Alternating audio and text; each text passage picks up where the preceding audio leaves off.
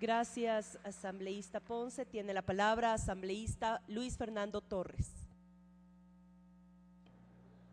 Señora Presidenta, señores legisladores, ese gobernador, ahora alcalde, desde febrero, alcalde nuevamente de la ciudad más importante del país y ojalá el 2017, presidente de la República, ha hecho a lo largo de su vida lo que muchas autoridades jamás han hecho: respetar a las fuerzas institucionales, jamás avergonzar públicamente a un policía, jamás humillar a quien en las Fuerzas Armadas precautela la integridad territorial, hablar por los humildes, trabajar para que la gente viva mejor y, por supuesto, respetar a todos, incluidas las damas, que muchas veces no son respetadas por quienes tienen el poder político.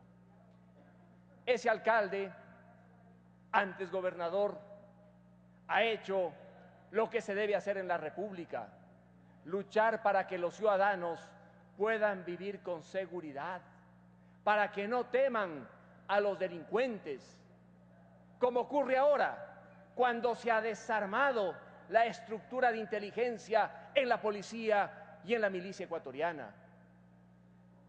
Señores legisladores, la ley que hoy vamos a aprobar es una ley incompleta. Perdieron la memoria hasta 1983. Parecería que los autores del proyecto ni siquiera vieron la película La muerte de Roldós. ¿Cuántas evidencias aparecen en esa película de una serie de violaciones a derechos humanos antes de 1983? Y por supuesto, se quedaron en el 2008.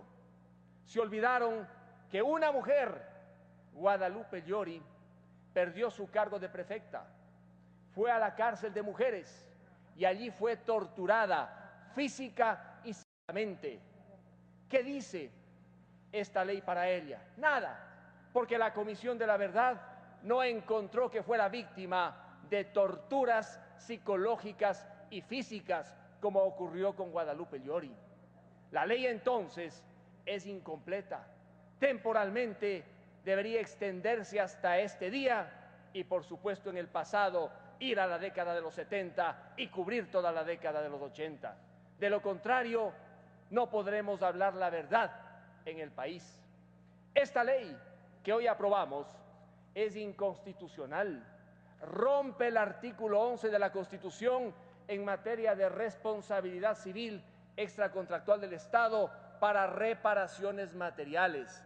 El artículo 2, el 7 y el 8 destruyen completamente la norma constitucional, pues convierten al informe de la Comisión de la Verdad en el antecedente para varias violaciones de derechos humanos que en el Ecuador no caen dentro de los delitos de lesa humanidad.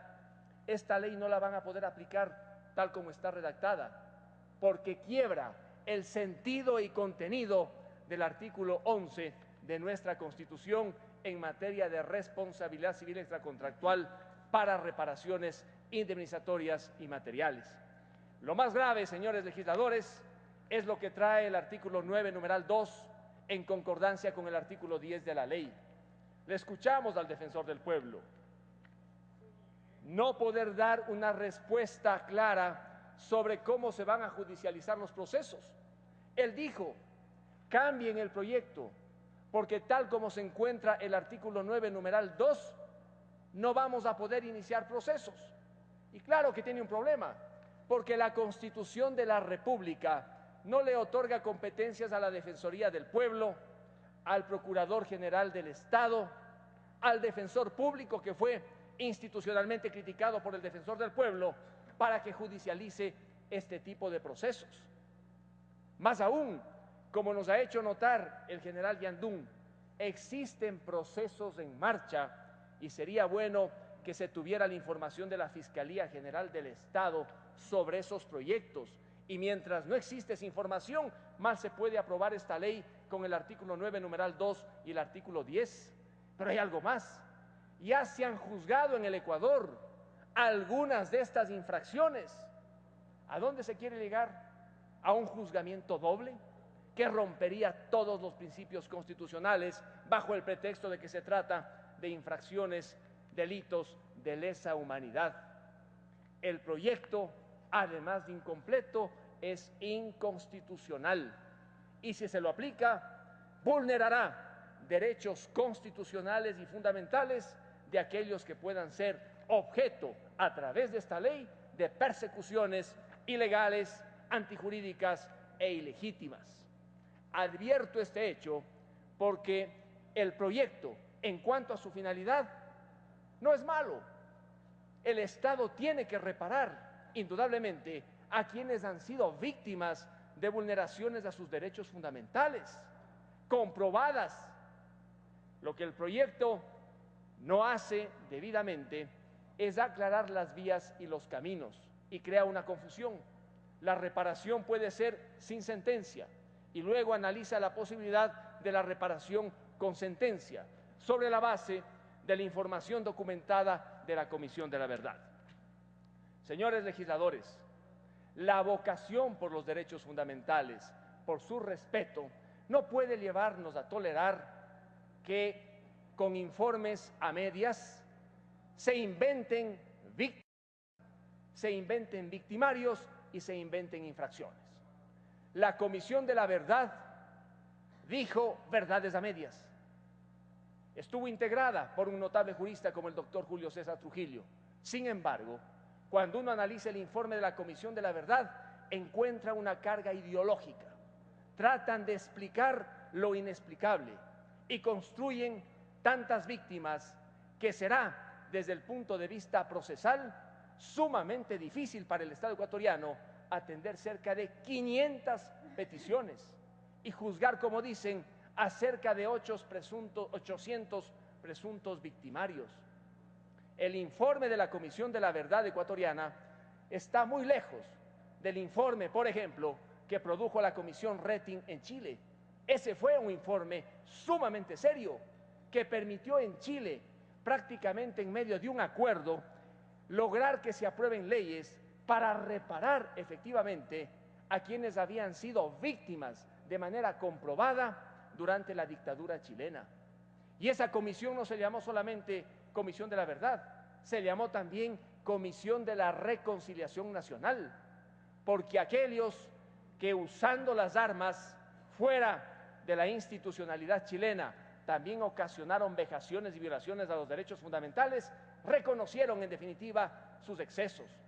En el Ecuador, en cambio, hemos llegado a un punto, señora presidenta, en que solamente aquellos que han formado parte de la institucionalidad ecuatoriana, sean o no partícipes, van a responder por hechos.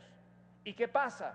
Como muy bien ha dicho la asambleísta Viteri, con aquellos familiares de los que fueron víctimas de la violencia ecuatoriana. A inicios de la década de los 80, no fue un empresario decapitado y su cabeza entregada en una caja allá muy cerca a un convento quiteño. ¿Quiénes le cortaron la cabeza a ese empresario? Galo Miño, el policía, nombre que lleva un importante establecimiento educativo en la ciudad de Ambato, fue acribillado a balazos por la espalda. Los dos policías que estaban en el hospital custodiando, ¿no fueron acaso víctimas también de una violencia política, de una violencia que no tenía límite alguno? Señora presidenta, ha llegado el momento de decir las verdades. Hoy se ha iniciado un proceso penal en la Corte Nacional de Justicia con el Estatuto de Roma, que, como me hacía notar el asambleísta Aguilar, es un estatuto que tiene infracciones pero no tiene penas. Un proceso, en vista de la exposición hecha, bastante risible, porque entre los 10 hay unos que deben estar y deben responder, pero hay otros que jamás deberían estar en ese proceso. Sin embargo, con una justicia dependiente, con una justicia que no tiene la independencia que exige un Estado constitucional de derechos, hablar de debido proceso, sabiendo cuál va a ser el resultado, señora presidenta, es risible desde todo punto de vista. El asambleísta Cacho ha sido, en teoría, sujeto al debido proceso, pero está sentenciado.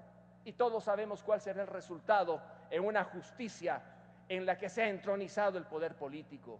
Luchemos entonces, no para festejar el 1 de octubre como el día de la reparación de las víctimas. Luchemos para que haya debido proceso, justicia independiente y todos, las fuerzas institucionales y las otras no institucionales que han usado las armas para violar y vulnerar derechos fundamentales, respondan. Muchas gracias.